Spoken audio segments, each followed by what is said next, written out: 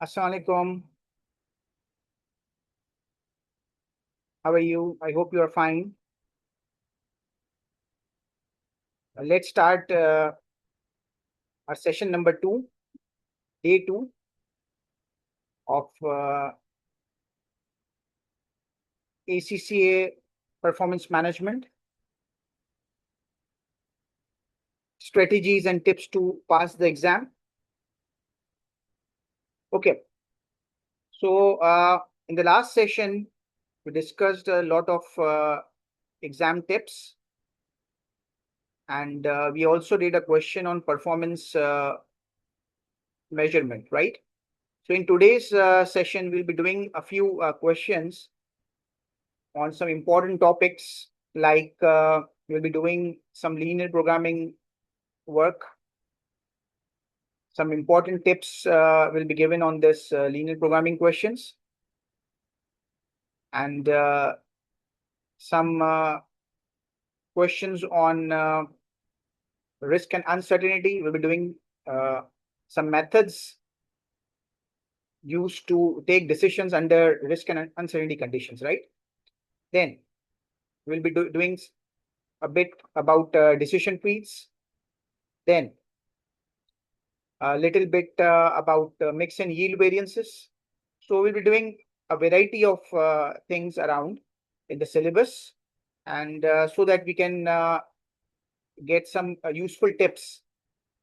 So my objective of today's session is that I'm able to give you some exam tips about how to solve the questions, and to give you some knowledge as well regarding how to reduce your errors, right, in some important key topics which are being examined usually in the performance management paper, right?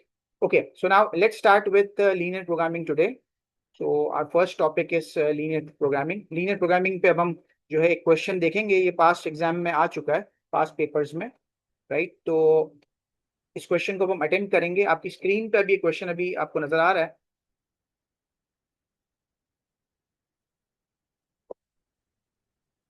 Please go through this question. I'm giving you around 5 minutes to read this question out.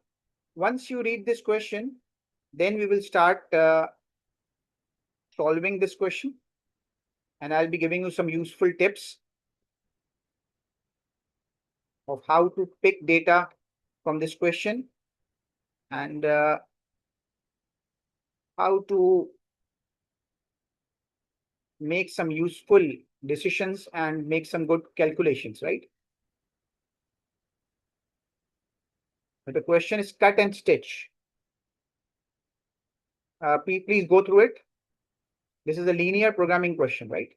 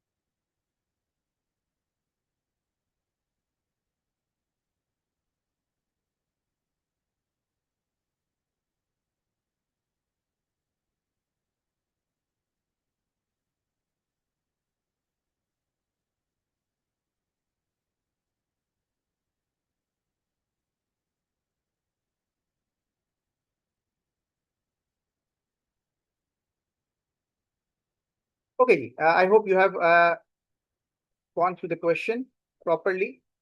Now let's start with the question. Let me first remind you about a few important concepts. Linear programming use कब होता? When do we use linear programming? So linear programming is used when there are multiple constraints or limiting factors. You have a lot of more than you should say more than one limiting resource, like you have limited labor hours, you have limited machine hours, you have limited material. So suppose you have multiple, more than one limiting factors. At that time, you use linear programming. Secondly, when we face a limiting factor, what we do, we calculate contribution per hour or contribution per kilogram, and then rank the products. The product with the highest contribution per labor hour or highest contribution per kilogram, for example, if material is limited, then the product with the highest contribution per kilogram will be selected first, it will be produced first. And then the next product, which is making the company earn the second largest contribution per kilogram, will be produced, right? And then on, right? So what happens that in the first place, as we produce the product with the highest contribution per kilogram, right? In the end, when the resources finish, right? जब resources सारी खत्म हो जाएंगी, तो फिर कौन से products रह जाएंगे? On which the contribution per kilogram is the lowest, right? So by in this way, we manage to earn the highest total contribution, right? That's what we do when there is only one limiting factor.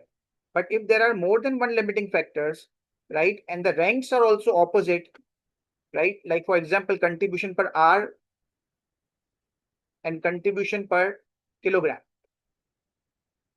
right? So suppose there are two limiting factors.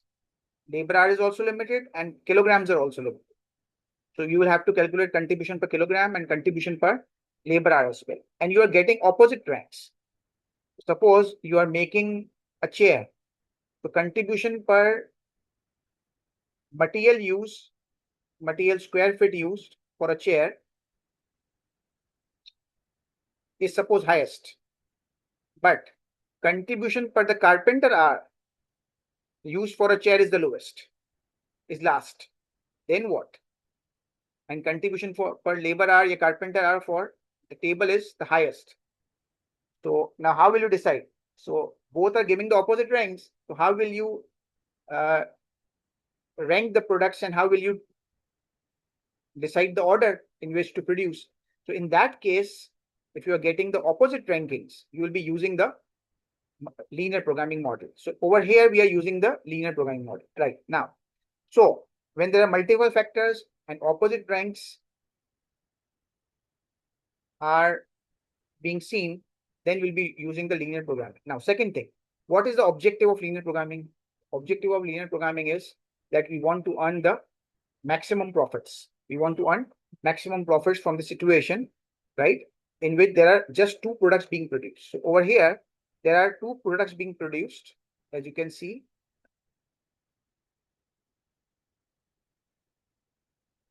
Let's solve through this question.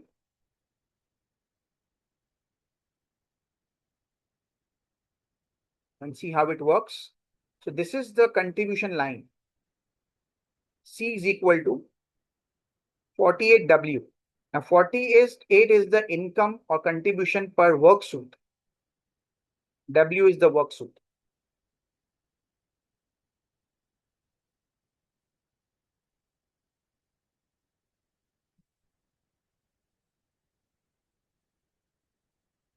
And 40 is the contribution per lounge suit.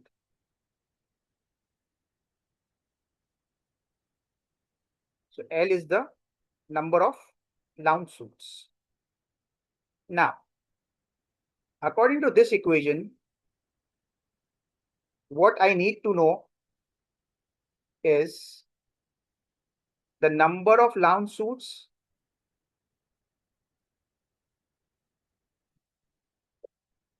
and the number of work suits. This is what needed to earn the maximum contribution, right? So what the question is asking, what number of work suits and lounge suits you produce.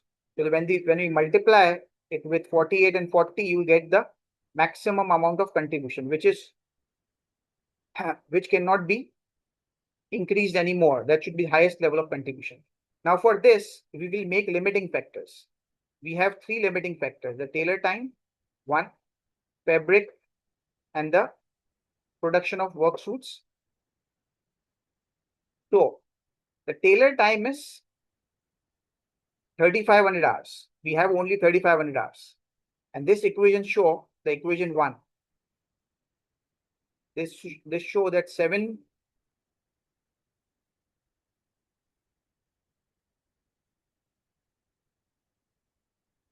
hours are used to produce each work suit, and 5 hours are used to produce each lounge suit, right?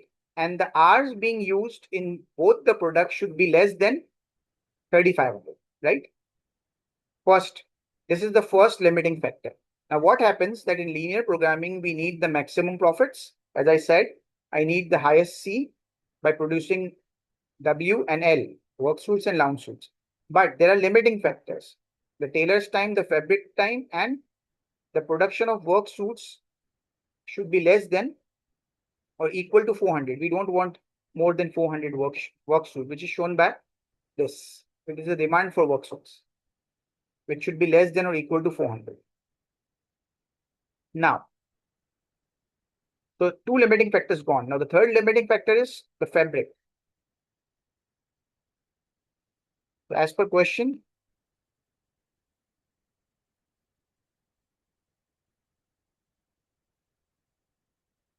the fabric available is 1200 meters, and each work suit requires 2 meters of fabrics, and 2 meters is required for each lounge suit.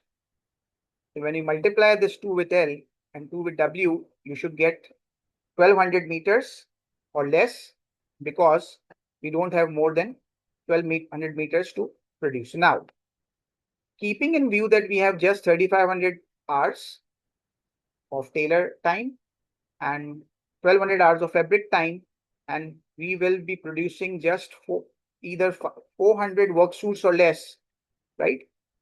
These are the constraints. Now, keeping in view this, we have to earn the maximum level of profits. Now, let's start. Now, what to do? First, make a diagram. So they have already given you a diagram. You won't be required to make a diagram, so don't worry about the diagram, right? But you should be able to make these equations, right? Which I have just shown you right now. Write the proper signs. So sometimes people put incorrect signs.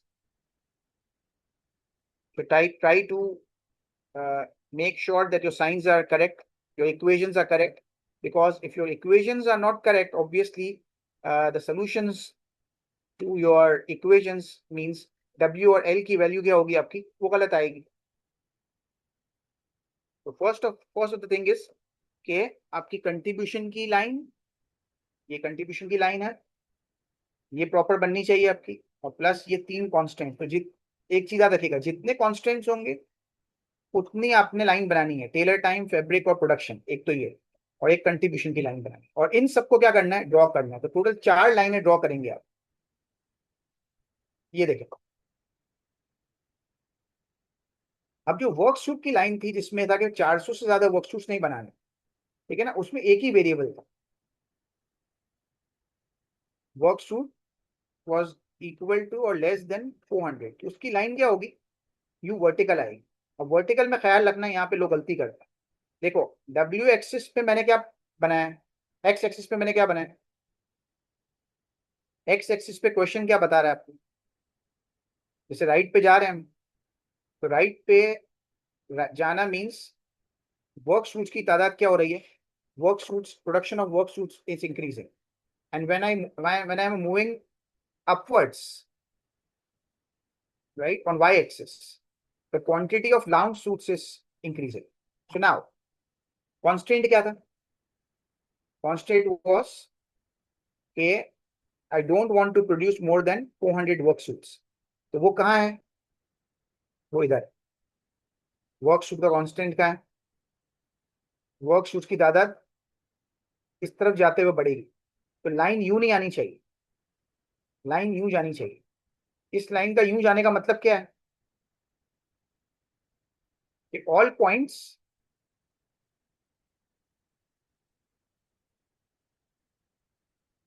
Over here, इस तरफ के जो points हैं वो आपको W की तादाद कितने देंगे, 400 या उससे कम।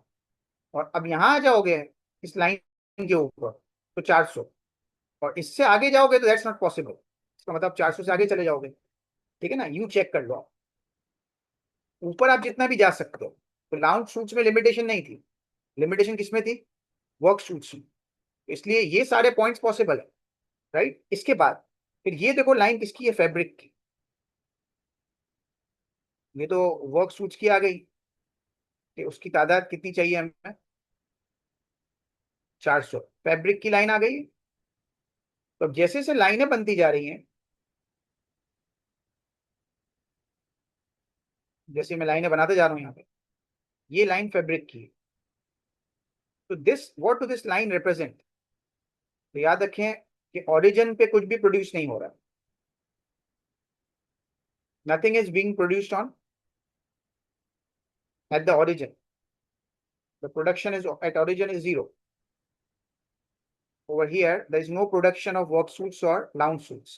And obviously, no tailor time, no fabric meters are required. So once you move ahead, once you move away from the origin, the production quantity is rising for both W and the lounge suits and the work suits. And obviously, you'll be needing more and more fabric. So where you have to stop? Where will you have to stop? At this line, F, this one. This line makes you stop because all of the fabric is finished over here. So you cannot cross this line, this red line. So this red line represents that the fabric is over. Then this line, suppose this one, this green line, this tells you that you cannot produce more than 400 work suits because you don't have demand for it. So you have to remain behind this line, right? And then, so green line stops you because of demand. Red line stops you because the fabric is finished.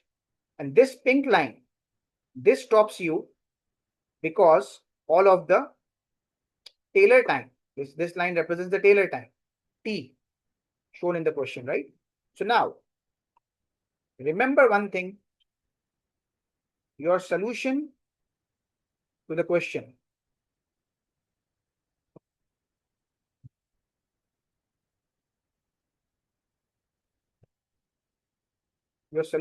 question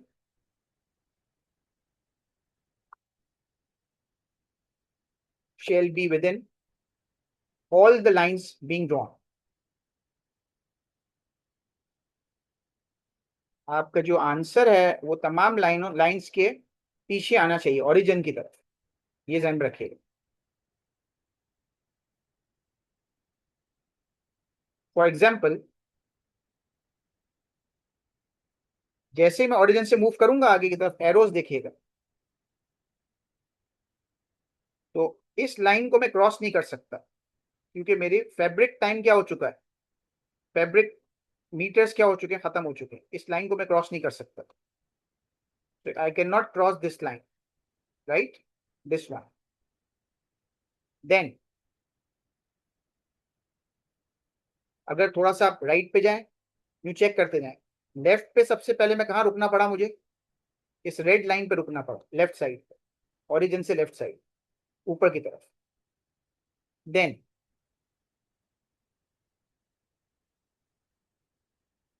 next देखिएगा green में, origin से मैं right पे move करूं तो यहां मुझे रुकना पड़ेगा पिंक लाइन पे, क्योंकि मेरी टेलर टाइम क्या हो चुका है, इट इज एंडेड, तो I can not exceed that. और फिर उसके बाद एक और लाइन बनाता हूँ इसको समझने के लिए कि ओरिजिन से अगर मैं मजीद मूव करूं तो मैं ग्रीन लाइन को क्रॉस नहीं कर सकता क्योंकि मेरी डिमांड नहीं है वर्क सूट्स की इतनी। ठीक है, तो इसको मैं क्रॉस नहीं कर सकता। इसके पास इसका मतलब ये है कि मेरे पास एक लिमिटेशंस आ रहे हैं। तो बेसिकली लीनियर प्रोग्रामिंग में पहले हम क्या करते हैं, लिमिटिंग फैक्टर्स जो तीन थे, टेलर, फैब्रिक और जो डिमांड थी वर्क सूट्स की, वो लाइन बना दी मैंने। वो लाइन बना के मैंने तय कर लिया कि मैं इसको क्रॉस नहीं कर सकता। राइट। तो अब मुझे, मैं आपको एक दूसरा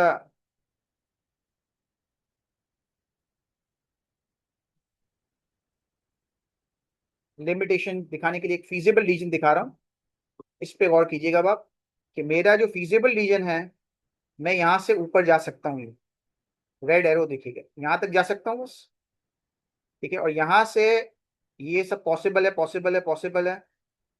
ठीक है, फिर ये पॉसिबल है, पॉसिबल है, पॉसिबल, यहाँ रुकना पड़ेगा। और यहाँ से ये पॉसिबल। तो मेरा जो फीजिबल रीजन है वो अल्फाबेट वाइज देखें तो ए, ओ ओरिजिन था, ओ से लेकर ए तक है, यस आई कैन प्रोड्यूस। फिर b, yes I can produce o a b. And then c, yes I can produce c. And then D,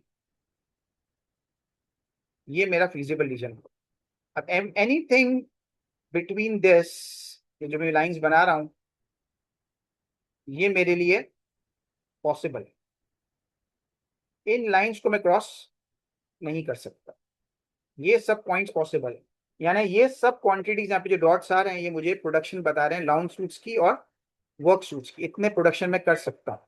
और अलग अलग पॉइंट्स पे अलग अलग क्या है, प्रॉफिट्स हैं। ये वाला पॉइंट मुझे अलग प्रॉफिट देगा, वो वाला पॉइंट मुझे अलग प्रॉफिट देगा। हर पॉइंट पे अलग अलग प्रॉफिट है। इस तरह ए पे अलग प्रॉफिट है, और बी पे अलग प्रॉफिट है, और सी पे अलग प्रॉफिट है, और डी पे अलग प्रॉफिट है। अब मुझे एक ऐसा पॉइंट चाहिए इस रीजन के अंदर।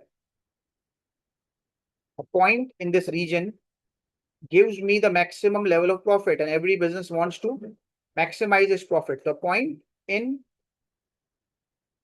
this region, what region? OABCD.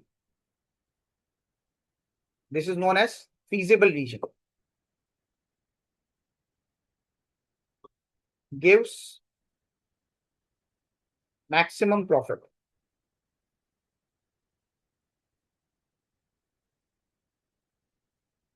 And that's the point which I want to know.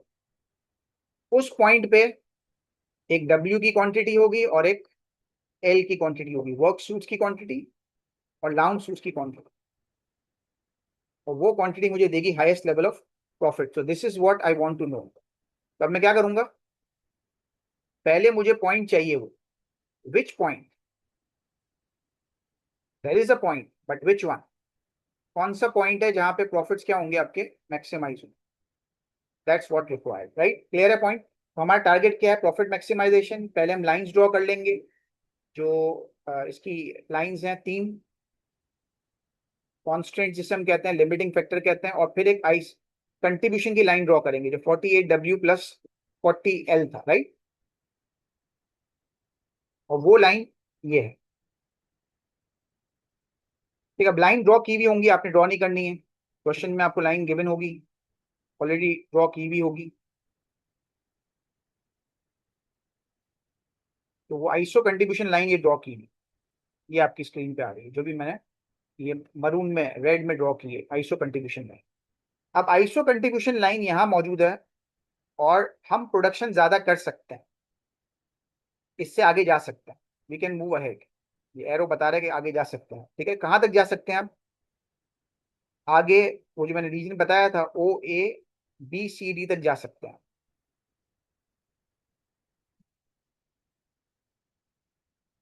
ए पे भी मैं जा सकता हूँ, बी पे मैं जा सकता हूँ, सी पे भी मैं जा सकता हूँ, और डी से भी जा सकता हूँ। ये ध्यान रखिएगा कि जितना मैं दूर जाऊंगा, जितना मैं ओरिजिन से दूर जाऊंगा, उतनी प्रोडक्शन बढ़ती जाएगी, और मेरे प्रॉफिट्स भी क्या होते जाएंगे, बढ़ते जाएंगे। प्रॉफिट्स, प्रोडक्शन, सेल्स बढ़ती जाएगी, मेरे प्रॉफिट बढ़ते जाएंगे। तो I have to move ahead. तो आगे मुझे जाना है। आगे जब मैं जाता जाऊंगा ना, तो ध्यान में रखिएगा कि जब आप लाइन को टच करेंगे ना किसी भी, तो लाइन को, ये एक टिप याद रखिएगा, जब आप लाइंस को टच करेंगे किसी, या तो ये वाली लाइन है या ये वाली लाइन है जिसके आगे नहीं जा सकता, तो यहाँ पे प्रॉफिट ज्यादा होने के चांसेस है, क्योंकि ओरिजिन से दूर तरीन ये लाइंस है। लेकिन इन लाइंस का इंटरसेक्शन हो रहा है अक्सर जगहों पे, जैसे एक लाइन ये टेलर की जो लाइन है इसको देखें आप, टेलर की लाइन यहाँ इंटरसेक्ट कर रही है, ये तो प्रैक्टिकली नहीं है, लेकिन फैब्रिक की लाइन यहाँ इंटरसेक्ट कर रही है। तो जहां ये वाई एक्सिस से कट कर रहा है, या दोनों लाइनें टेलर और उसकी कट कर रही हैं, या कोई दूसरे कांस्टेंट की लाइन कट कर रही है आपस में, और ये वाई एक्स एक्सिस पे कट कर रहा है, तो 5 जगहों पे लाइंस इंटरसेक्ट कर रही है। तो there are millions of points in the feasible region, ये एक इंपॉर्टेंट टिप है आप तुम लोगों के लिए। Millions of points feasible reason के अंदर, ये जो आपको नजर आ रहा है फीजिबल रीजन जो भी मैं ड्रॉ कर रहा हूँ, इस रीजन के अंदर millions millions millions of points मौजूद हैं। जो मैं ड्रॉ किया, अब एक दूसरे कलर से भी ड्रॉ करूंगा मैं इसमें,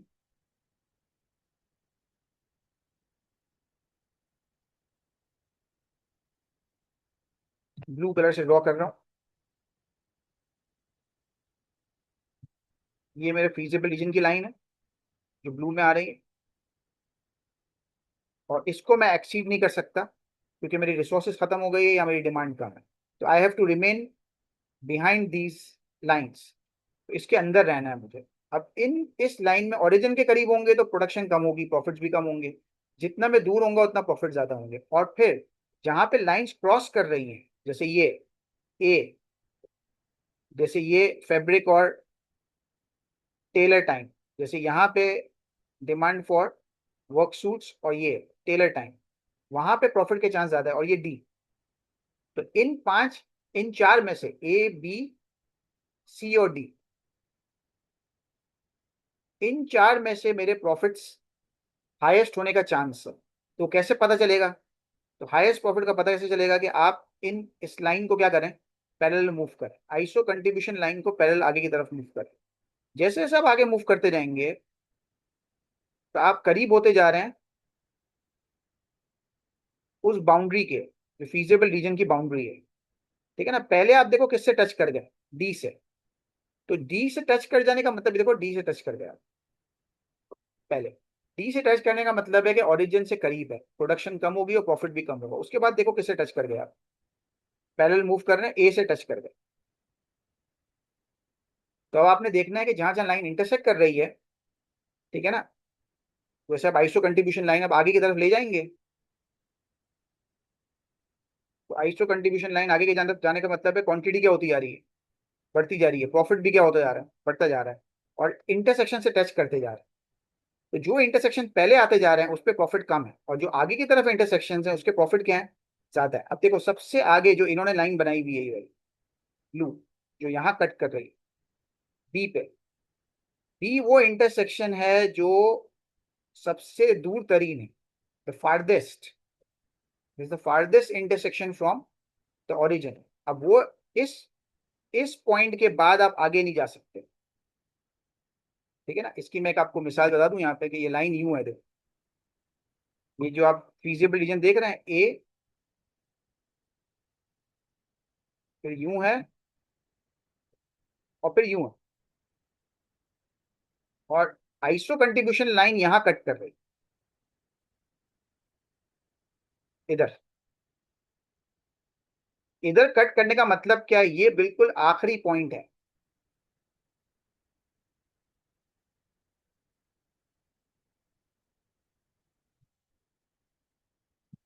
this is the last point of your feasible reason, right, ये वाला जो भी मैंने बताया आपको, यानी बी। इसका क्या मतलब है, ओरिजिन से आप दूर जाते गए, आइसो कंट्रीब्यूशन लाइन को आगे क्या करते रहे, पुश करते गए, और यहाँ पहुंच गए बी पे। और B is the last point, इसका मतलब ये आपका क्या है, प्रॉफिट मैक्सिमाइजिंग इंटरसेक्शन। ठीक है, अब हमने क्या किया, पहले कांस्टेंट की लाइंस देखी, फिर आइसो कंट्रीब्यूशन लाइंस देखी। आइसो कंट्रीब्यूशन लाइन को क्या किया, कांस्टेंट्स बनाने के बाद उसको ओरिजिन से दूर ले गए। स्लोप चेंज मत कीजिएगा, पैरेलल ले जाइएगा। ठीक है, कांस्टेंट्स की लाइन के बाद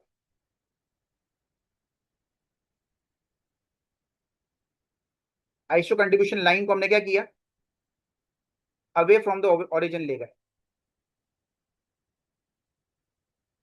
अब अवे फ्रॉम ओरिजिन ले गए जब, तो क्या हुआ, एक ऐसा पॉइंट आया जो लास्ट पॉइंट था, आखिरी टेंजेंट हो रही थी आइसो कंट्रीब्यूशन लाइन से। टेंजेंट समझते हो ना, लास्ट पॉइंट, एक पॉइंट पे टच कर रही। तो लास्ट और वो पॉइंट इंटरसेक्शन होना चाहिए। हमारे पास 4 इंटरसेक्शंस थे, ए बी सी डी। तो लास्ट इंटरसेक्शन से टच किया उसने, तो last intersection means highest production वहां पे हो रही है। उसके बाद आगे मैं लेके जा नहीं सकता, इसका मतलब मैक्सिमम लेवल है। ठीक है ना, तो लास्ट इंटरसेक्शन आ गया, और लास्ट इंटरसेक्शन पे अब अपने क्या करना है, सॉल्व करना है। तो लास्ट इंटरसेक्शन पे देखें, solve the lines intersecting at the last intersection.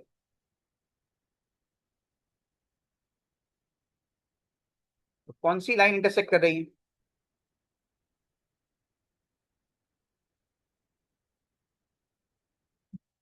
आखिरी इंटरसेक्शन पे कौन सी लाइन इंटरसेक्ट कर रही है। तो वो आपके पास दो लाइंस कौन सी है, एक ये लाइन, ये देखिए ये वाली लाइन है, ये कौन सी है, टेलर की लाइन। और ये लाइन कौन सी है, फैब्रिक की। तो टी और एफ वाली लाइन को हमने सॉल्व करना है। इसको अब आप सॉल्व करें, तो ये टी की लाइन है,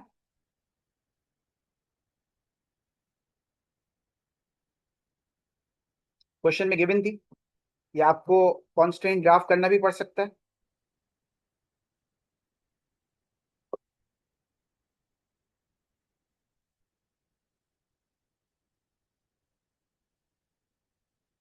ये आपकी स्क्रीन पे लाइन आ रही है, टेलर टाइम की लाइन।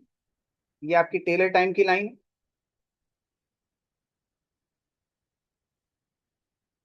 येलो में 3500 इज लेस देन और equal to 7W plus 5L।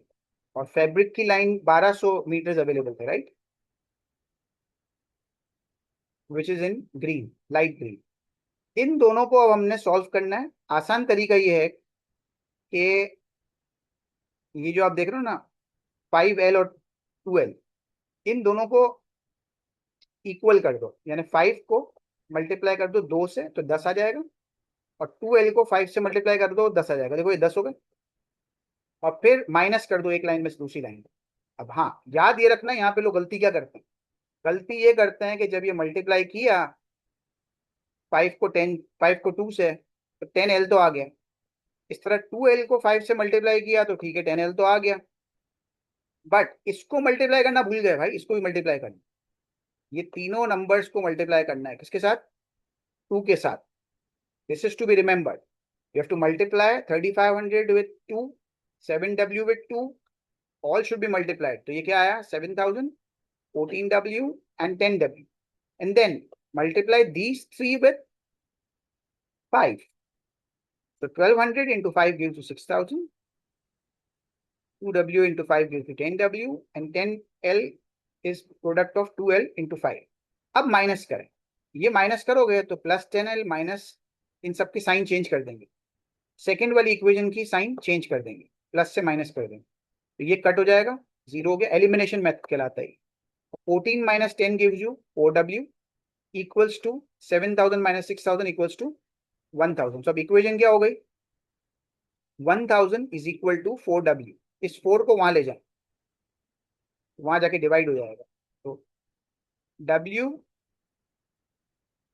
Is equal to 1000 divided by 4 gives you what, 2500 units. Work suit के यूनिट्स आ गए। तो वो जो इंटरसेक्शन पॉइंट था बी, उस पे वर्क सूट कितने बनना है, 250। अब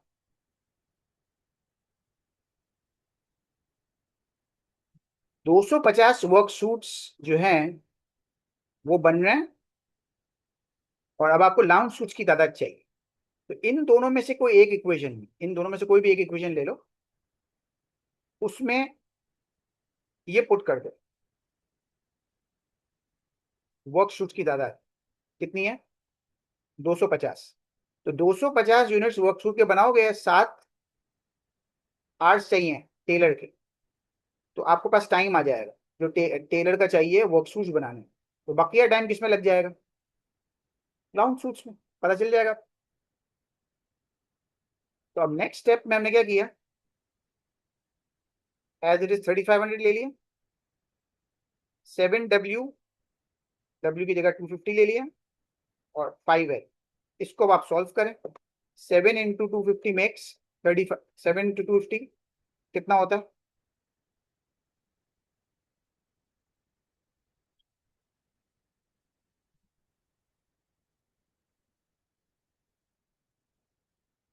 1750।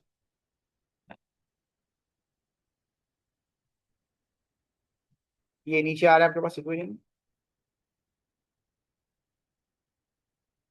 ये देखिए।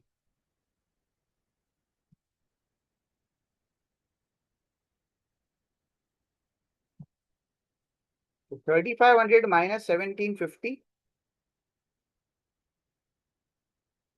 ये आ गया। अब 3500 यहाँ था, ये 1750 में वहां ले गया,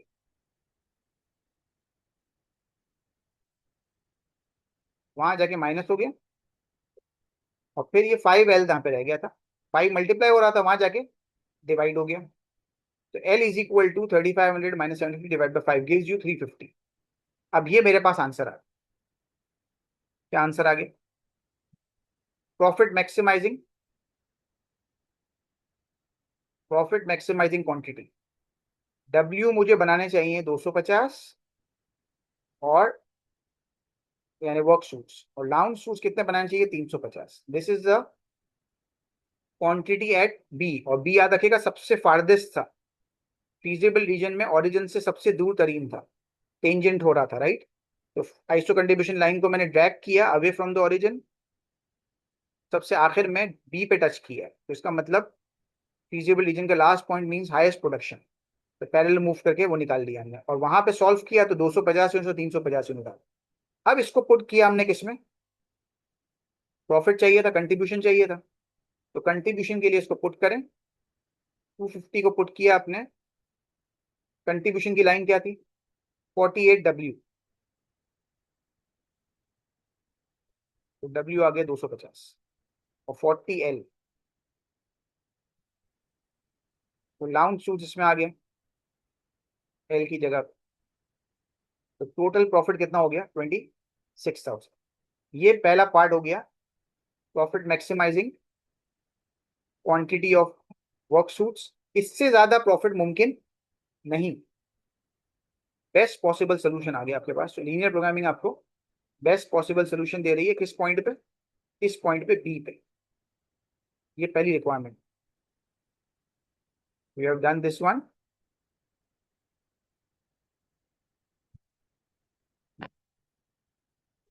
ये requirement, find the appropriate calculation of the optimal product mix, निकाल ली।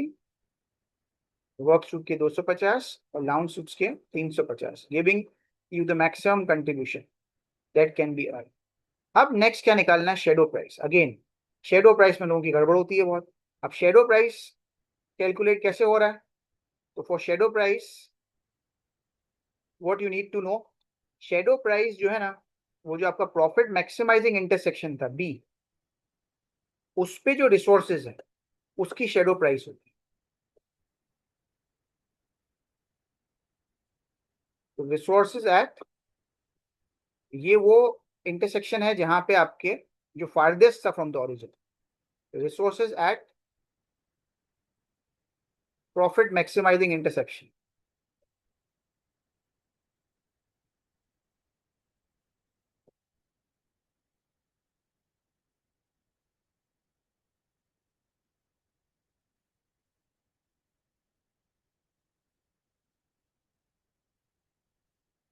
अब जितने भी कॉन्स्टेंट्स हो क्वेश्चन के अंदर, 4 5 4 3, जितने भी हो, हमें उनसे कोई गर्ज नहीं है। हमें सिर्फ कौन से कॉन्स्टेंट से गर्ज है? जो प्रॉफिट मैक्सिमाइजिंग इंटरसेक्शन पे मौजूद है, ठीक है ना, यानी पॉइंट बी पे। तो बी पे कौन कौन सी रिसोर्सेज थी? एक फैब्रिक, और दूसरी रिसोर्स क्या थी? Tailor time. तो fabric and tailor time were the resources at the point B. अब सुनिएगा शेडो प्राइस होती क्या है। तो ये ध्यान में रखिएगा कि इस पॉइंट बी पे आप बिल्कुल end of the feasible reason पे है और आगे नहीं जा सकते हो। इसका मतलब ये दोनों रिसोर्सेज क्या हो गई, आप इतनी प्रोडक्शन कर रहे हैं कि फैब्रिक टाइम भी खत्म हो गया, फैब्रिक का मीटर्स भी क्या हो चुके हैं, खत्म हो चुके हैं, फिनिश्ड,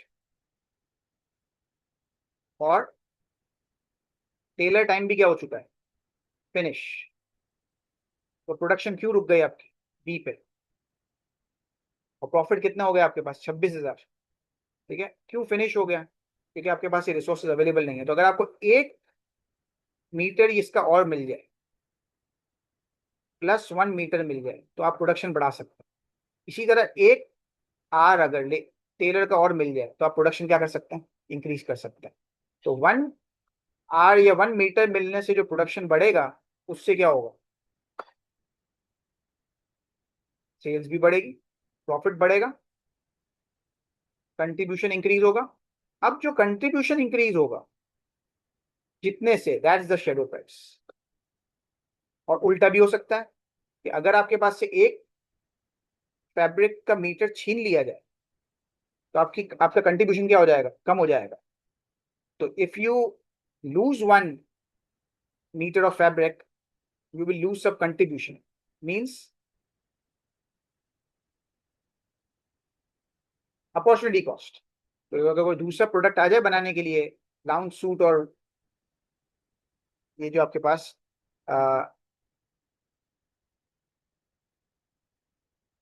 वर्क सूट्स और लाउंज सूट्स के अलावा कोई प्रोडक्ट बनने के लिए आ जाए, सपोज कि कोई नाइट सूट बनने के लिए आ जाए, तो उसमें अगर आपको 1 मीटर या 1 आर की जरूरत हो, देन व्हाट हैपेंस, तो in that case what happens, that you will have to shift an hour from making work suit और लाउंज सूट। तो आपका कंट्रीब्यूशन यहाँ से कम हो जाएगा, ठीक है, और वो लूज करके आपको वो नाइट सूट बनाना पड़ेगा। तो उस सूट के, नाइट सूट के बनाने की अपॉर्चुनिटी कॉस्ट है। तो this can be use as opportunity cost as well, और shadow price is an opportunity cost. और 1 आर आपको मिल जाए या 1 टेलर टाइम मिल जाए, तो आप कितनी इनकम बढ़ा सकते हो। तो डिजाइन में रखना, 2 working zone, shadow price fabric की अलग है मीटर की, और उसकी अलग है टेलर टाइम की अलग शेडो प्राइस है, दोनों की एक साथ नहीं आ सकती। तो शेडो प्राइस कैसे निकलेगी, शेडो प्राइस समझ गए आप क्या, कि जो दो रिसोर्सेज फुल्ली कंज्यूम हो रही थी, जो आपके प्रॉफिट मैक्सिमाइजिंग इंटरसेक्शन पे थे, उसका 1 यूनिट आपको और मिल जाए, तो आप कंट्रीब्यूशन में कितना इजाफा कर सकते हैं, that's shadow price. Increase in contribution, if one more unit of a scarce resource become available to you, that's known as a shadow price। तो अब इसके लिए हम क्या करेंगे, दोबारा से सॉल्व करेंगे। ये जो हमने सॉल्व किया था, तो दोबारा सॉल्व, यानी कि पहले हमने जो सॉल्व किया था,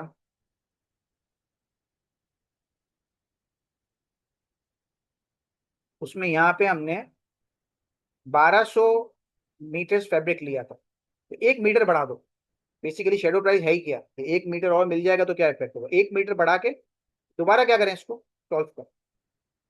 तो दोबारा सॉल्व किया, इसको मल्टीप्लाई किया 2 और 5 से, वैसे ही जैसे पहले हुआ था। ठीक है, दोबारा सॉल्व किया, तो अब देखो वर्कशूट की तादाद कितनी हो गई, 248.75, लाउंज सूट्स की तादाद कितनी हो गई, 351.75, चेंज हो गई दोनों।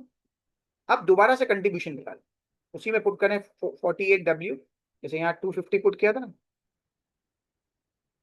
तो 250 की जगह क्या पुट कर दो, 248.75, और 350 की जगह 351.75। तो एक, अगर आपको फैब्रिक का मीटर और मिल जाए, तो ये क्वांटिटी चेंज हो रही है, तो ये प्रॉफिट भी चेंज हो जाएगा।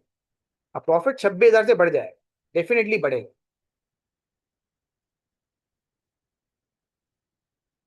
So if the profit increase, if the contribution increase, that increase is the shadow price। इसी तरह उल्टा भी कह सकते हो आप, एक आपसे आर आर ले लिया जाए, 1200 के बजाय फैब्रिक के मीटर्स में से 1 मीटर ले लिया जाए आपसे, यानी 1199 मीटर्स हो जाए आपके पास, then what happens, profit will decline. कितना कम होगा वो आपको पता चलेगा। देखो अब मैक्सिमम कंट्रीब्यूशन कितना आ गया तुम्हारे पास, 26,010, राइट। तो shadow price for the fabric क्या है, पुराना प्रॉफिट 26,000 माइनस कर दिया 26,010 में से। So if you deduct the revised profit 2000 26,010 minus, to deduct the older profit, the profit calculated earlier from this revised profit. 26,010 minus 26,000, you get 10. तो हर एक fabric का यूनिट मिलने पे the profit is rising by what, by $10. That's the shadow price. That's an opportunity cost as well. इतना आपके पास profit कम हो जाएगा अगर आपसे एक फैब्रिक का मीटर ले लिया जाए. इसी तरह अगर आपने आप शेडो प्राइस निकालनी है टेलर टाइम की, तो टेलर टाइम के लिए क्या करेंगे आप, इसको वापस 1200 कर लीजिएगा और 3500 को बढ़ा के 1 यूनिट से 3501 कर लीजिएगा, right, and solve it again, right. Now when you solve it again देखो मीटर्स चेंज, आपके वर्कशूट्स के यूनिट्स चेंज रहेंगे, 250.5 हो जाएगा, और फिर लाउंज सूट्स के यूनिट्स 349.5 हो गए. इसको दोबारा पुट किया मैक्सिमम कंट्रीब्यूशन में, यू गेट 26,004. तो अब शेडो प्राइस फैब्रिक के एक मीटर की $10 है और टेलर टाइम की कितनी है, $4. तो आपको एक एक यूनिट मिल जाए तो ये आप बढ़ा सकते हैं प्रॉफिट, राइट. ये आपका पार्ट बी हो गया. पार्ट बी में क्या पूछा था, कैलकुलेट द शेडो प्राइस और the fabric per metre and the tailor time per metre. ये आपका part B complete, right.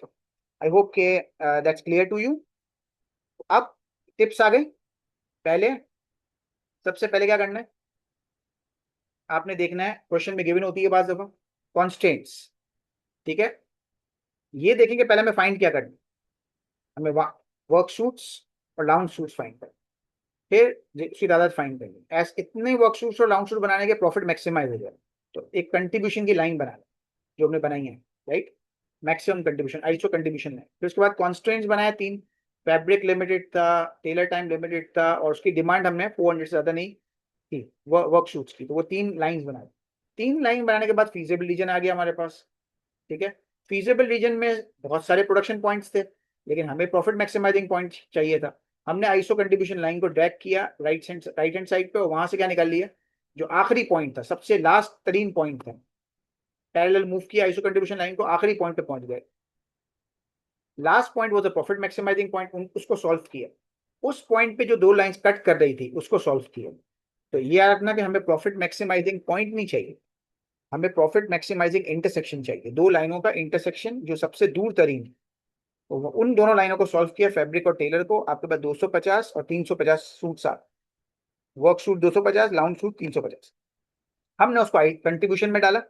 48 contribution था वर्क सूट का और 40 था लाउंज सूट का, तो हमारा 26,000 प्रॉफिट आ. ये हमारे पास मैक्सिमम प्रॉफिट आ गया. फिर हमने शेडो प्राइस निकाली. शेडो प्राइस का मतलब देगा एक फैब्रिक का यूनिट आपको एक्स्ट्रा मिल जाए मीटर, तो आप कितना बढ़ा सकते हैं कंट्रीब्यूशन, या एक कम हो जाए तो कितना कंट्रीब्यूशन कम हो जाएगा, ठीक है. तो वापस सॉल्व किया हमने, फैब्रिक 1200 था उसको 1201 कर दिए. दोबारा सॉल्व किया, क्वांटिटी रिवाइज हो गई, प्रॉफिट 26,010 आ गया, 26,010. तो by how much the contribution increase due to availability of 1 unit of fabric, the contribution increase by how much, $10. So that increase was the shadow price, right. Again फिर हमें दोबारा solve किया, 1 bye 1 solve करना है. ये tip याद रखें, दोनों को एक साथ बढ़ा दोगे तो शेडो प्राइस दोनों की एक साथ कैलकुलेट हो नहीं सकती. Very very important, very very important. एक एक करके सॉल्व करें. पहले एक शेडो प्राइस निकाल लें फैब्रिक की, फिर उसके बाद एक लिमिटिंग रिसोर्स की, और फिर उसके बाद दूसरी लिमिटिंग रिसोर्स. एक और टिप मैंने आपको क्या दी थी कि शेडो प्राइस किसकी निकलती है हमेशा, सिर्फ उन रिसोर्सेज की, उन लिमिटिंग रिसोर्सेज की जो आपके प्रॉफिट मैक्सिमाइजिंग इंटरसेक्शन पे मौजूद. बाकी रिसोर्सेज तो ऊपर से जा रही हैं, उसके प्रॉफिट मैक्सिमाइजिंग इंटरसेक्शन के ऊपर से लाइन जाने का मतलब क्या है, वो तो सरप्लस है रिसोर्सेज, वो एक्स्ट्रा है आपके पास, उसकी जरूरत ही नहीं है. वो एक मिल भी जाए तो आप अपना प्रॉफिट बढ़ा नहीं सकते. लेकिन ये वो रिसोर्सेज हैं जो बिल्कुल आपके फीजिबल रीजन के एंड पे हैं. इसका मतलब दोनों फुल्ली फिनिश हो चुकी हैं, तो उसकी जरूरत है आपको प्रोडक्शन बढ़ाने के लिए. तो अगर वो मिल जाए तो आप प्रोडक्शन बढ़ा के प्रॉफिट बढ़ा सकते हो. बाकी रिसोर्सेज तो अबंडेंट है पहले से आपके पास, उसको बढ़ाने से आपके प्रॉफिट में इजाफा होगा नहीं, और ना उसके कम होने से आपके पास प्रॉफिट लूज होगा. तो शेडो प्राइस सिर्फ प्रॉफिट मैक्सिमाइजिंग इंटरसेक्शन पे जो रिसोर्सेज हैं उनको बढ़ाने से होगी, और एक एक करके कैलकुलेट करिए. 2 रिसोर्सेज, 2 लाइंस कट कर रही हैं, तो पहले एक की क्वांटिटी बढ़ाएं 1 यूनिट से, सॉल्व करें दोबारा, और दोबारा कंट्रीब्यूशन निकालें, और फिर दूसरे की बढ़ाएं, दोबारा कंट्रीब्यूशन, और पुराने वाले कंट्रीब्यूशन से क्या करें, कंपेयर करें तो आपके पास शेडो प्राइस आ जाएगी। इस तरह दो शेडो प्राइसेस आ गए। अब नेक्स्ट पार्ट देखें, इसको इट वाज वेरी इंटरेस्टिंग। इस क्वेश्चन का नेक्स्ट पार्ट देखें, तो ये कंसेप्चुअली क्लियर होगा तो ये आपसे होगा। तो अब दूसरे पार्ट में देखो क्या कह रहे हैं। वो कहते हैं कि if tailor have offered to work an extra 500 hours, tailor कहता है मैं 500 घंटे ज्यादा काम कर सकता हूँ, दे आर पेड 3 टाइम्स, और वो कहता है कि मुझे 3 टाइम्स पे करो। तो पहले उसको 1.5 पे हो रहा था, और अब वो मांग रहा है कितने, 4.5 पर आवर टेलर। तो briefly discuss whether CS should accept the offer of overtime at 3 times the normal rate. तो अब याद रखिएगा कितने मांग रहा है वो। तो कोई भी डिसीजन मेकिंग का सवाल हो, again very very important tip, कोई भी डिसीजन मेकिंग का सवाल हो, think increment. Think what, think about incremental cash flows. Increment come to the word increase. Always think increment. पुराने कैश फ्लोज के बारे में मत सोचो, सिर्फ जो ज्यादा आएंगे, जो ज्यादा जाएंगे, उनके बारे में सोचो। तो अब एक आर ज्यादा मिलने पे,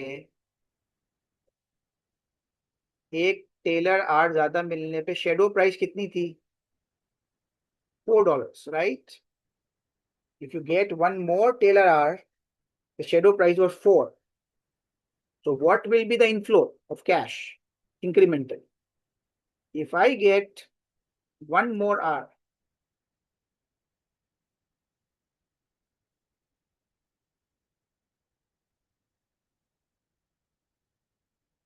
of the tailor's time, I can increase $4 to my contribution. And अब अगेन पिछला जो भी कॉस्ट है, पिछला जो भी प्रॉफिट है, जाने दें। आप आगे देखें कि फर्दर क्या होगा। एक आर के वो कितने मांग रहा है, 1.5 तो वैसे ही मांगता था वो, मजीद कितने मांग रहा है, $3। क्योंकि अब वो कह रहा है पे मी 3 टाइम्स, मीन्स 4.5। अर्लियर कितना पे हो रहा था, 1.5। तो 1.5 को छोड़ दें आप, वो तो पहले भी दे रहे थे आप। वो जो कंट्रीब्यूशन निकल रहा है ऊपर, जो सारी वर्किंग हो रही है प्रॉफिट, उसमें 1.4 तो 5 तो माइनस हो चुका है। एक्स्ट्रा कितने देने पड़ रहे हैं आपको, 3। व्हाट हैपेंस इफ यू पे $4, if you pay $3 more, you can receive $4 more for each hour. तो एक्स्ट्रा कितनी इनकम आई, नेट सेविंग कितनी हो रही है आपकी, हर आर जो मिलेगा उस पर नेट सेविंग कितनी हो जाएगी, $1 की। So, yes or no? Should we hire him for the 500 hours or not? Yes. Each hour of him will give you $1 extra. 4 minus 3. Yes, he should be hired.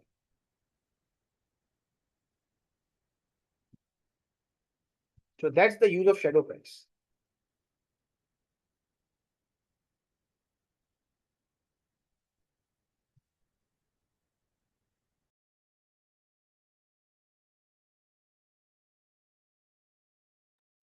Tells you एक are और मिल जाए आपको limiting resource का, तो आप production बढ़ा सकते हैं, जो कि रुक गई थी। और कंट्रीब्यूशन कितना बढ़ सकता है, 4। लेकिन वो पैसे कितने मांग रहा है, 3.5। Yes you can give $3 extra मांग रहा है for $4 extra receipts. If you have to pay just $3 extra and you can receive $4, it's useful for you. You can increase your profits. Yes, accept it. अब इसको लिखना होता है। तो ये जो मैंने जुमला बोला है, that's what you have to write out.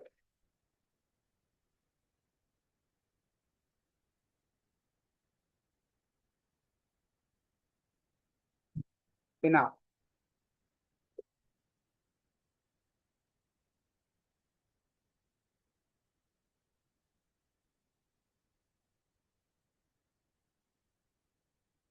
So what you will write for the part C, that's the answer. Tailors have offered to work 500 hours more for an hourly pay of 4.5. which is in excess of the normal pay of 1.5 per hour by $3. तो $3 extra देने पड़ेंगे. Then cut and stitch shall accept this offer. तो clearly explain करें चीजों को. Explain properly, use the data from the question and explain what will be the incremental amounts. So incremental pay is how much? $3. Now, cut and stitch shall accept this offer as each additional hour will make them generate a contribution of $4 as per shadow price, when it will have to pay an additional just $3 only, resulting in an incremental $1 earning per hour. So 500 hours more can be generated. So this is how we have to write it. Write it properly so that examiner knows that you have used the data properly from the question and you get the marks. So incremental nazar aana chahiye writing में. और फिर आखिर part, last part इस question का, again an interesting one. Just read the question properly and apply it. You will get the answer. तो question को read करना बहुत जरूरी है. हमारे प्रिंसिपल्स क्लियर होना चाहिए और साथ साथ क्वेश्चन को रीड करना जरूरी है. मैनेजमेंट अकाउंटिंग में ये है कि there can be multiple and merry variety of situation जो कि यूजुअली बाकी सब्जेक्ट्स में फाइनेंशियल अकाउंटिंग के अंदर एक रिपीटेड सिचुएशंस आती है. ठीक है ना. तो मोर और less you get the same situation in the exam, but यहाँ पे थोड़ी सिचुएशंस वेरी करेगी. But if your basics are clear, you have read the book properly, you have covered all the exam kit questions, and you have done the past paper questions, you become a good exam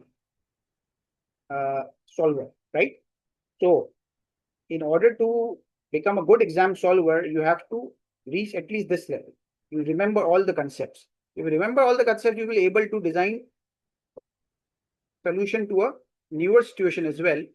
Obviously, they won't ask you outside the syllabus, but within the syllabus, they can use tricks, they can use different situations to test your concepts. Now, what they say, calculate the new optimum production plan. If maximum demand for W falls to 200, remember, what was the demand for W? 200. So we made this line. Now, they say that demand is 200. So the line, this line will have to be brought back close to the origin because the demand for W was on x-axis.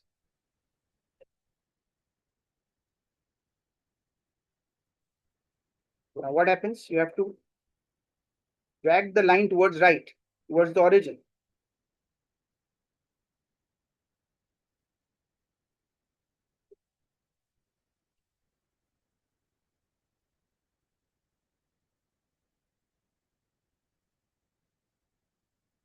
So make a new line on this graph. Earlier the line was at 400. Now they say okay, this line is no more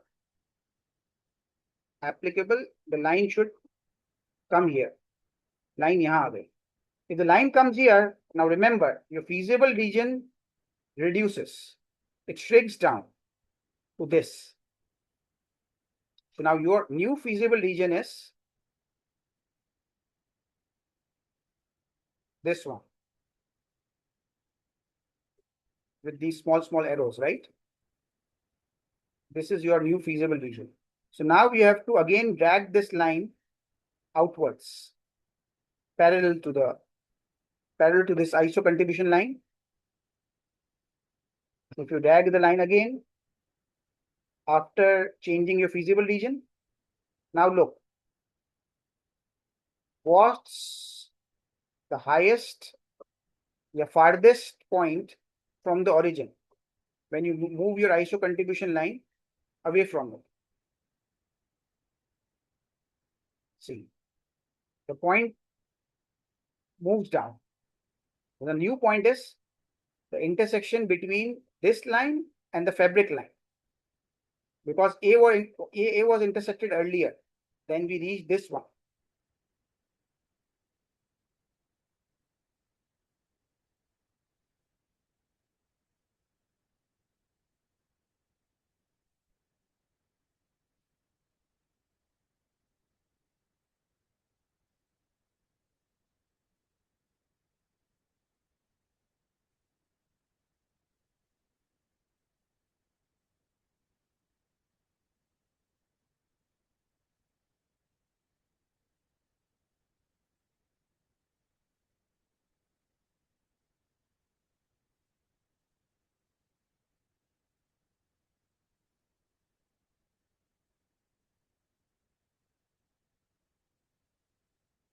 right?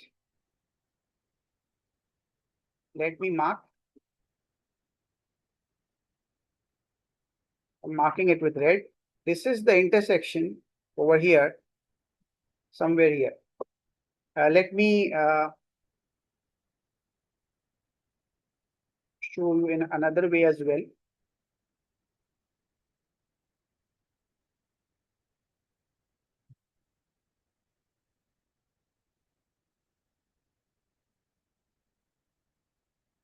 Look what happened. This was the original limit for or demand for work suits. And now they say the demand is maximum 200. So you cannot cross this line. You have to remain behind this line. Remaining either on this line.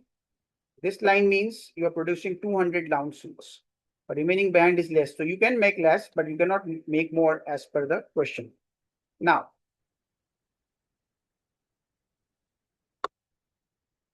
the other line is this one, the fabric line. You cannot cross this line as well because all the fabric is finished at this point. So you have to remain either on this line or you have to remain below this line. There's the fabric line, right? So now the feasible region is from here to here, max here at this intersection or over here. So there are three intersections. First one is here, second one is there, and the third one is there. So these are the three intersections, right? Now you have to move this line, this iso contribution line parallel from the origin. And once you move away from the origin, the profit, the contribution is rising. Contribution बढ़ता जा रहा है. Parallel move करें, so contribution बढ़ता जा रहा है. अब देखें, कट कर गया कहां पे? डी पे. उसका मतलब डी वाला इंटरसेक्शन करीब है और फिर ए वाला पॉइंट कट कर गया पैरेलल इस आइसो कंट्रीब्यूशन लाइन को मूव करते हुए. कौन सा देखो नजर आ रहा है अभी आप?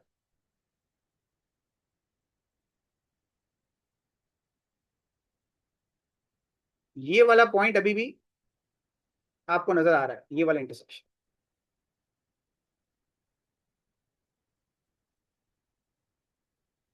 ठीक है ना? ए वाला इंटरसेक्ट कर गया इधर पहले और फिर ये वाला इंटरसेक्शन अभी नजर आ रहा है. पहले सी इंटरसेक्ट कर गया था सबसे पहले, सी के बाद ए और फिर उसके बाद ये. तो ये आपका जो पॉइंट है ये क्या है?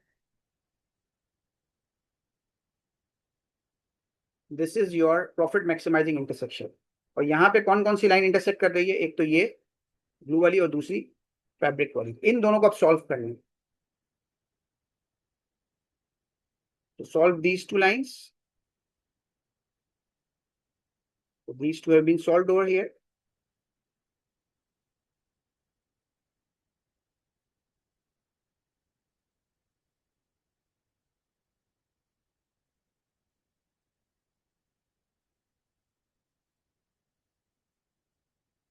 So fabric line was 1200 equals to 2W plus 2L and demand for work suit was this, right?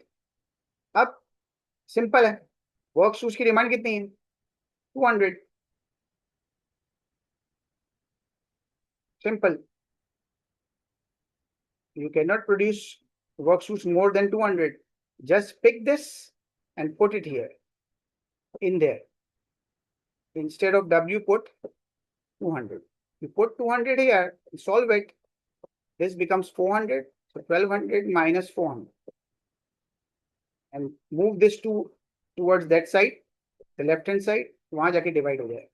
1200 minus 400 divided by 2 gives you 400. तो वर्क सूट्स कितने बनेंगे? 200 और लाउंज सूट्स कितने बनेंगे? 400. That's the optimal production plan as per part D after the change, right? So that's the solution to this question. Now, so these were the many tips and the important areas which can be tested, how shadow price can be tested, and how changes in the constraints shall be dealt with, right? This was all covered in this example. Now, let's do some more practice, some more topics which we can cover in today's session. This was all about this exam question, cut and stitch. Okay, I'm changing the sharing.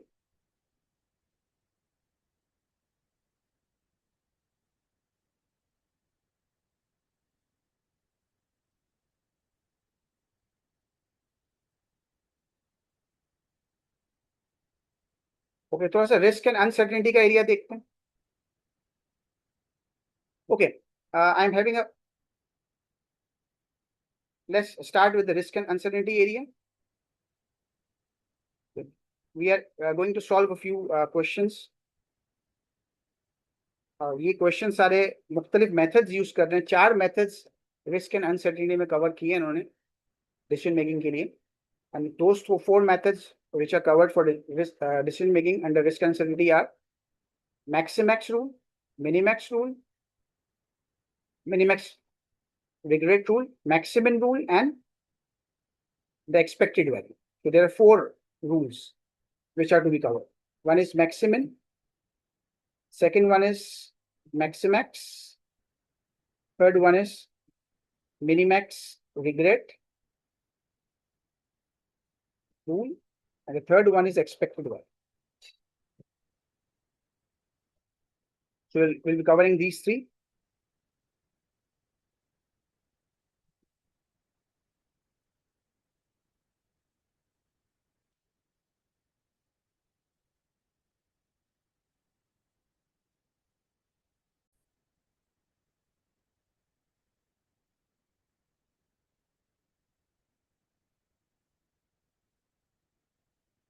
Okay.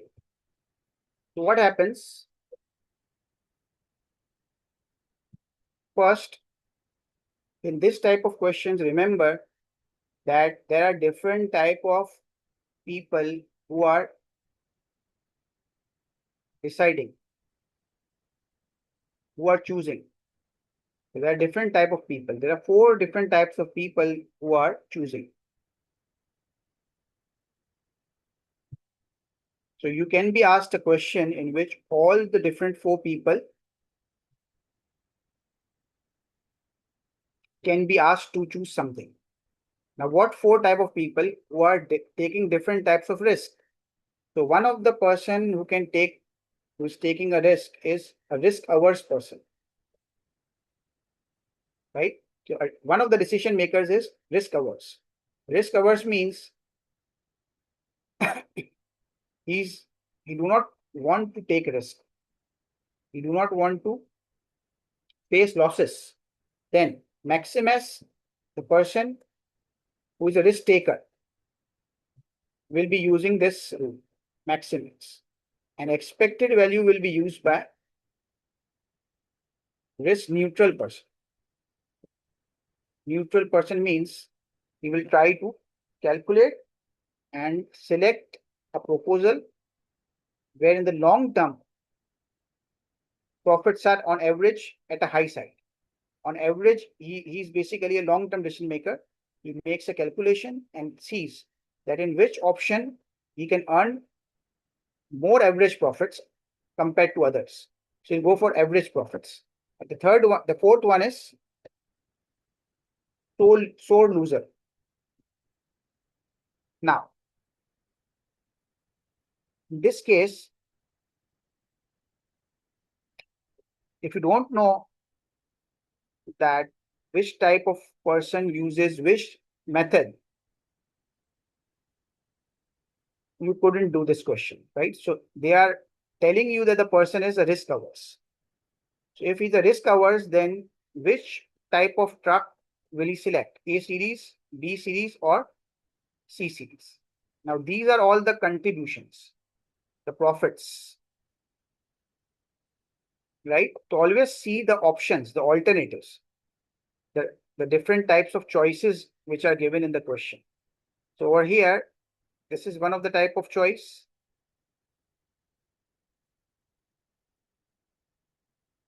A, look downwards, B, and then C. So the choices are given here, then look row wise. Choices are given in the columns, then look column wise. तो column wise देखें. अब risk averse शख्स क्या करता है, maximum rule use करता है. Maximum को याद करने का तरीका ये है, select the maximum from the minimum. Select the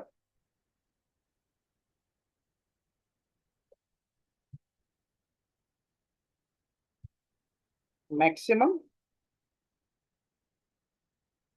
from minimum, या select the best from the worst.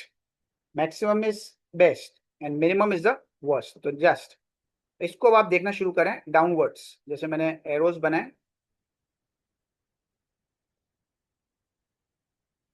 तो डाउनवर्ड्स देखना शुरू करें,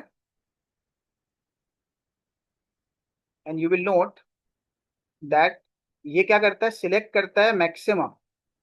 maximum from what, the minimum. तो पहले सारे मिनिमम देखें, ये देखें पहले फर्स्ट स्टेप मिनिमम, और फिर उसमें से मैक्सिमम ले लेंगे. तो इस वाले केस में ए सीरीज में मिनिमम क्या है, 1400 का कंट्रीब्यूशन.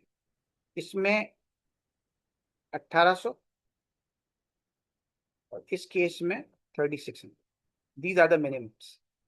तो एक आ गया ए सीरीज में 1400, 1800, 3600. ये सारे मिनिमम्स आ. इनमें से मैक्सिमम कौन सा है,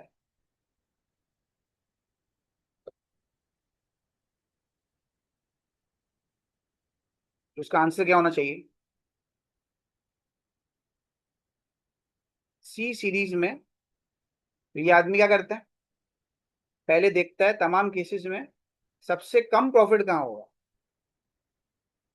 सबसे कम कहाँ हुआ, ए सीरीज में 1400, फिर बी में 1800, और सी में सबसे कम 3600. और फिर इनमें से सबसे हाईएस्ट कहाँ होगा, तो वो मैक्स में, इसके अंदर मैक्स यहाँ पे सी में, तो उससे सी सिलेक्ट कर लिया. तो C series is the correct answer,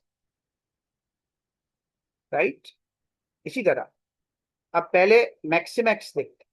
मैक्सिमैक्स कौन यूज करता है,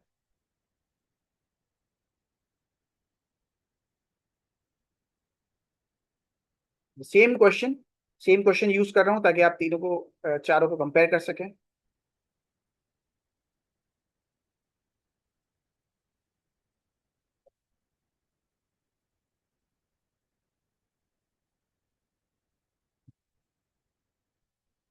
अब पार्टी कौन है, the party making the decision is a risk seeking person.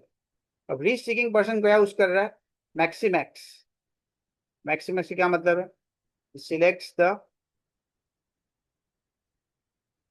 Maximum from the maximum, और best from the best.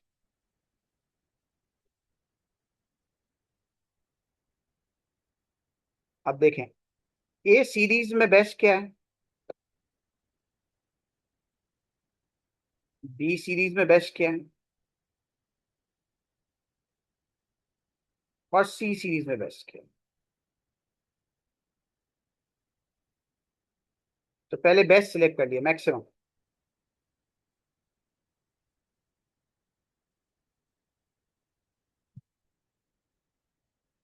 Right. Maximum select कर लिया, और फिर इसमें से मैक्सिमम इसमें हो रहा है, मैक्स में से मैक्स सीरीज ए. इसका आंसर क्या आ गया आपके पास, ए सीरीज है, राइट.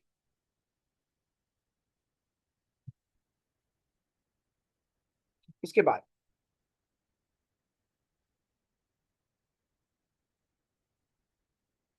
नेक्स्ट एक्सपेक्टेड वैल्यू है. एक्सपेक्टेड वैल्यू के लिए आपको क्या करना होगा, पहले सीरीज ए सिलेक्ट करें. सीरीज ए में कितना प्रॉफिट है, 2400. इसको मल्टीप्लाई कर लेंगे आप 15% से,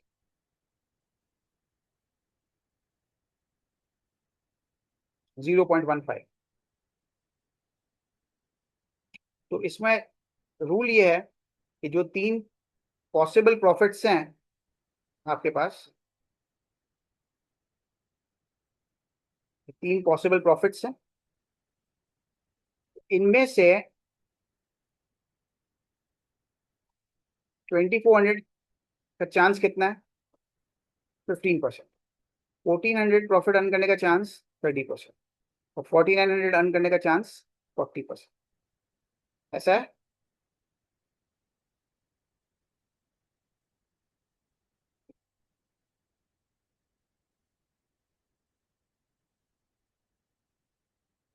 ये सारे ग्रोथ रेट्स, ये ध्यान में रखिएगा, ठीक है ना। अच्छा, ये क्वेश्चन मिनिमैक्स रिग्रेट का है। पहले मैं एक्सपेक्टेड वैल्यू करवा दूं, उसके बाद फिर we will move on to the regret. पहले ये देखते हैं। ओके, ये देखिए, इस केस में let's do this first, then we will do the minimax regret rule. इस केस में कहते हैं कि the person is a risk neutral, risk neutral person. इस केस में ए सीरीज में ये 3 पॉसिबिलिटी है अर्न करने की, प्रॉफिट्स। ठीक है, तो ये शख्स एवरेज प्रॉफिट कैलकुलेट करेगा, एक्सपेक्टेड वैल्यू निकालेगा। तो रिस्क न्यूट्रल शख्स एक्सपेक्टेड वैल्यू निकालता है, तो वो इस 2400 को प्रॉफिट से अर्न करने की जो परसेंटेज है वो कितनी है? 15% ग्रोथ की 40% चांस, 1400 ग्रोथ के चांस कितने? 1400 30% ग्रोथ के केस में 25% चांस, और 4900 प्रॉफिट कमाने के चांस 40% ग्रोथ पे, जो कि 35% है। इन सब का सम 1 आना चाहिए प्रोबेबिलिटीज का। तो आपने जो आउटकम दिया हुआ है ना, जो कंट्रीब्यूशन दिया हुआ है, उसको मल्टीप्लाई करना एक्सपेक्टेड वैल्यू के लिए प्रोबेबिलिटी से। तो 40%, 25, 65 एंड 35, 100, यूं आगे। तो एक प्रोबेबिलिटी आ गई,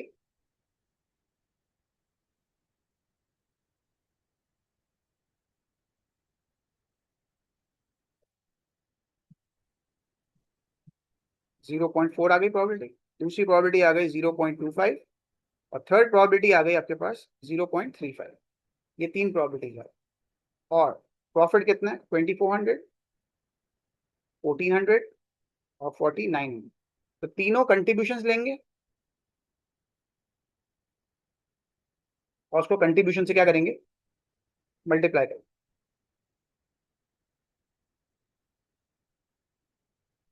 when you multiply each of the contributions with the percentage, ठीक है, तो ये contribution multiplied by the associated probability value, इन सबको जब आप प्लस करेंगे तो you get the expected value,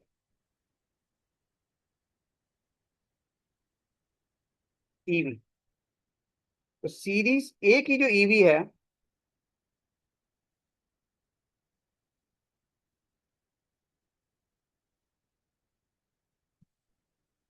3025। इसी तरह सीरीज ए हो गया, series B,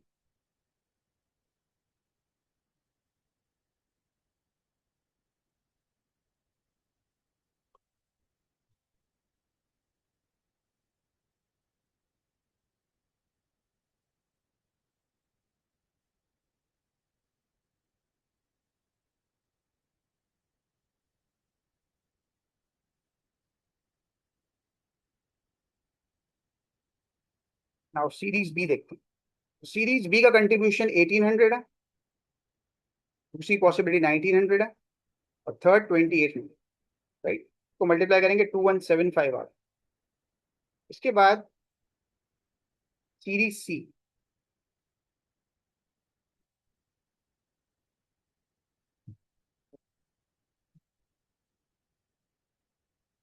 in case of series C, 3600 contribution, 4500, and then 39 gives you 353930. सबसे हाईएस्ट ये है एक्सपेक्टेड है. Therefore,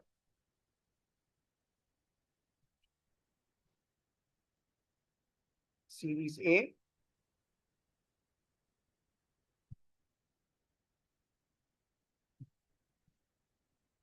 series B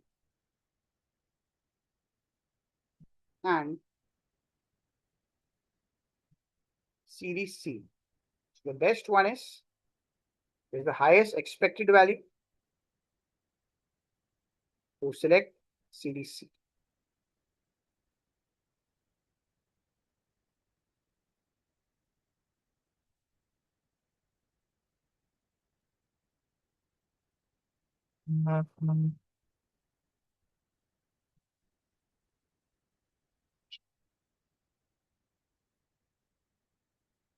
So that's the answer.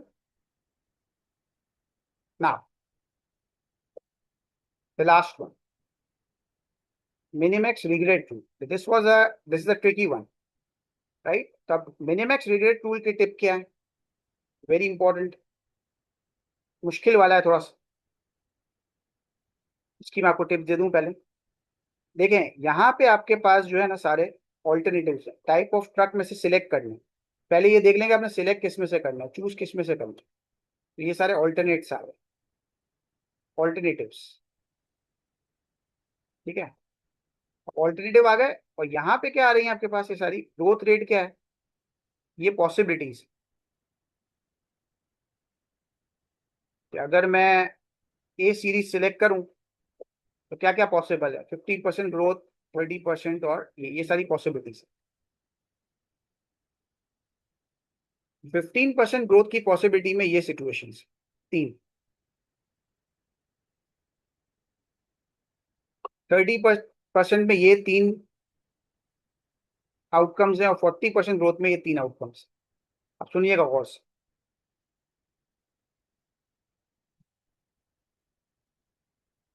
Aahista Aahista मैं आपको बताऊंगा, तो आप नोट करते जाइए.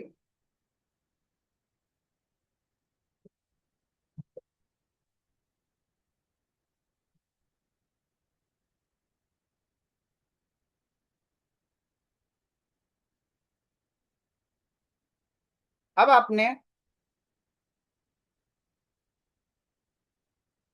ऑप्शन वाइज यू नहीं सोचना डाउनवर्ड्स.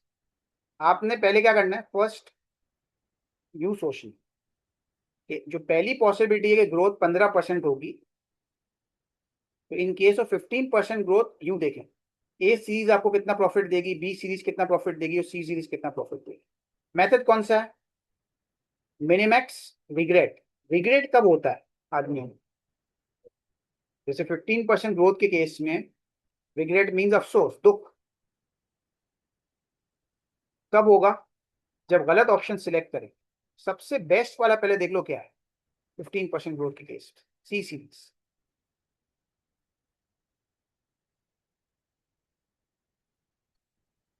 राइट. तो अब हमने जो बनाना है वो रिग्रेट टेबल बनाना है पहले. तो रिग्रेट टेबल बनाएंगे. तो best 3600, A series, B series and C series. पहले टेबल बना लीजिए. ए सीरीज में कुछ नहीं खोया, यू विल बी हैप्पी क्योंकि उसने बेस्ट हासिल कर लिया, not know regrets.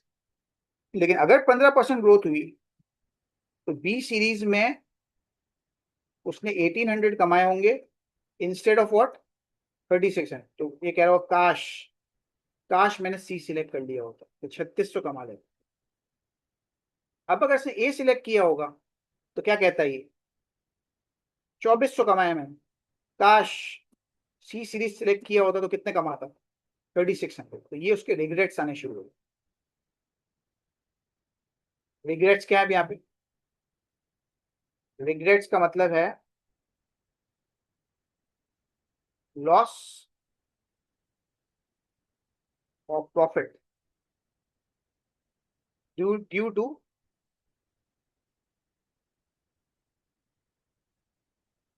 not selecting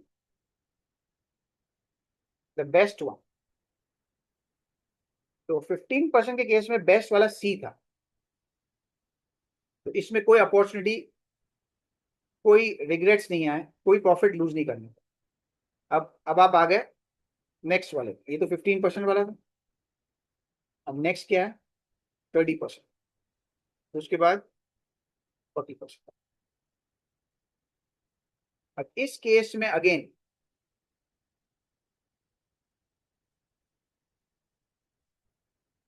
30% वाले में आप रो वाइज देखना शुरू करें।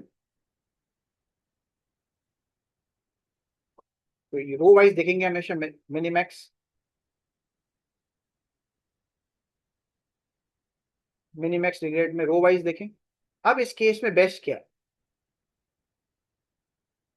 Best is 45।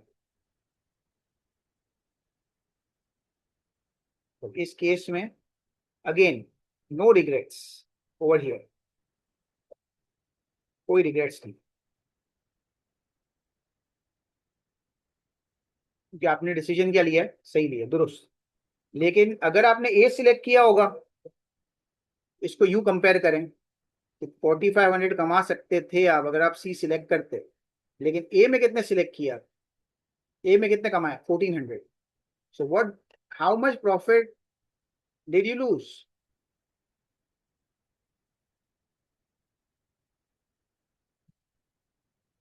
1400 माइनस 45। तो बी में, इसी तरह बी में सोचें कि 1900 कमाए सिर्फ, काश सी सिलेक्ट करते तो 4500 कमा सकते थे, तो कितने खो दिए?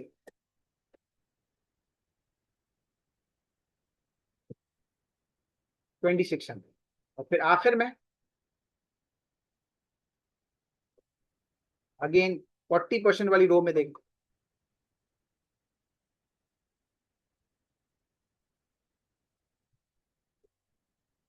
40% वाली रो में बेस्ट क्या है?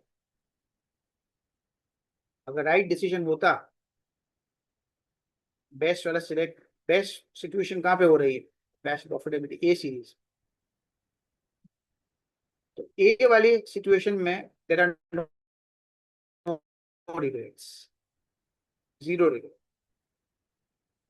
अब अगर ये ए को सिलेक्ट नहीं करते हो, बी को सिलेक्ट करते हैं, तो कितने कमा रहे होंगे? 2800। बट काश ये सिलेक्ट किया होता तो 4900 का, तो कितने खो दिए? 21। तो ये सब माइनस में आ रहा है, रिग्रेट्स माइनस में।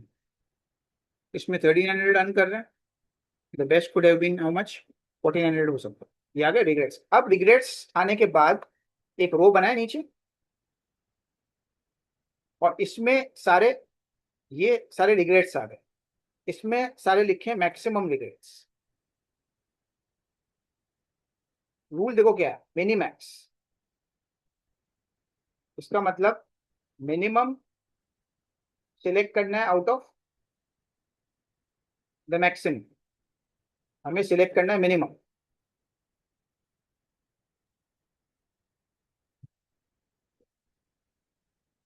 Minimum out of the maximum regrets.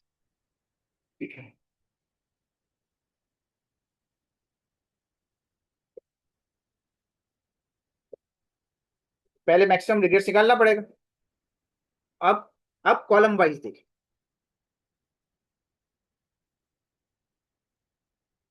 Column wise देखना शुरू करें यूं। पहले रो वाइज देख लिया, अब कॉलम वाइज। पहले ऑल्टरनेटिव्स के हिसाब से नहीं देख रहे थे, पहले हम ग्रोथ रेट के हिसाब से, पॉसिबिलिटीज के हिसाब से देख रहे थे। अब हम चॉइसेस के हिसाब से देख रहे हैं, A B C column wise. तो अगर रो वाइज है तो फिर उल्टा देखिएगा, ठीक है ना। अगर सपोज ए बी सी यहाँ दिया हुआ सीरीज और वहां पॉसिबिलिटीज दी हुई हो, 15% ग्रोथ वाले केस में और 30%, 40%, हर ऑप्शन के अंदर क्या है, हर ऑल्टरनेटिव में 3 पॉसिबिलिटीज। तो पहले हम पॉसिबिलिटी वाइज सोच रहे थे, अब हम ऑल्टरनेटिव वाइज सोच रहे हैं, कॉलम वाइज। तो अब यहाँ पे मैक्सिमम यानी वर्स्ट पोजीशन क्या है कि 3100 खोने पड़े। बी वाले केस में मैक्सिमम रिग्रेड ए में ये है, बी में 2600 है और सी में 1000।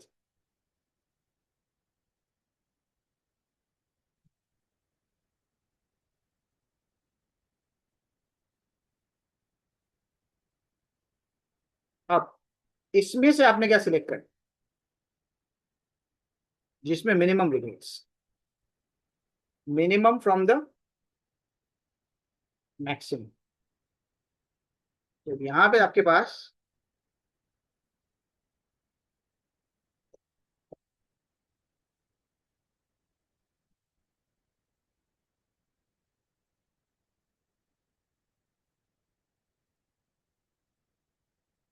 मिनिमम फ्रॉम द मैक्सिमम क्या आ गया, सी सीरीज,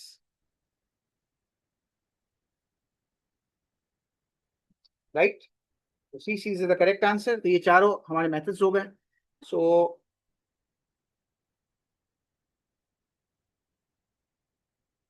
आई होप के you got the minimax regret approach. Difficult approach है, मैंने आपको टिप्स दे दी इसमें कि पहले रो वाइज देखना है, ठीक है। उसके बाद हर रो में जो बेस्ट ऑप्शन है, जिसमें सबसे हाईएस्ट प्रॉफिट आ रहा है, उसमें कोई रिग्रेट नहीं होगा। बाकी सबसे कंपेयर करें दूसरे ऑप्शन से, देखें कितने खो दिया आपने, माइनस माइनस है। तो पहले ये रो वाइज कंप्लीट करो, उसके बाद कॉलम वाइज सोचो। जो टेबल दूसरा बना लिया रिग्रेट टेबल, और कॉलम वाइज सोचा, ये आपके पास रिग्रेट टेबल आ गया।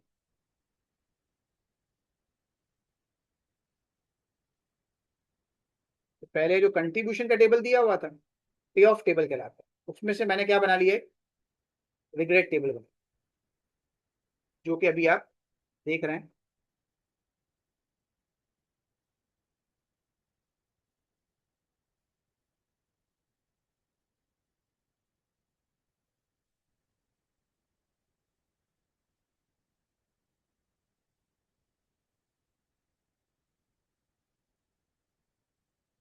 येलो में आपके पास रिग्रेट टेबल नजर आ रहा है, ठीक है। और फिर उसमें से आपने निकाली मैक्सिमम रिग्रेट्स कॉलम वाइज देख के।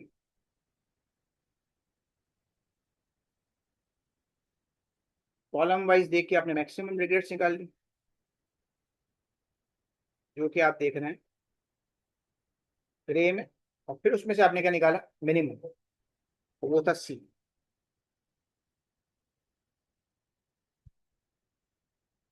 Right. Okay, wish you all the best to the students who are appearing in the PM exam in the next sitting. And thank you very much for attending this cracking the performance management session with KNS, a very extraordinary and an institute which is helping a lot to the students. So come here and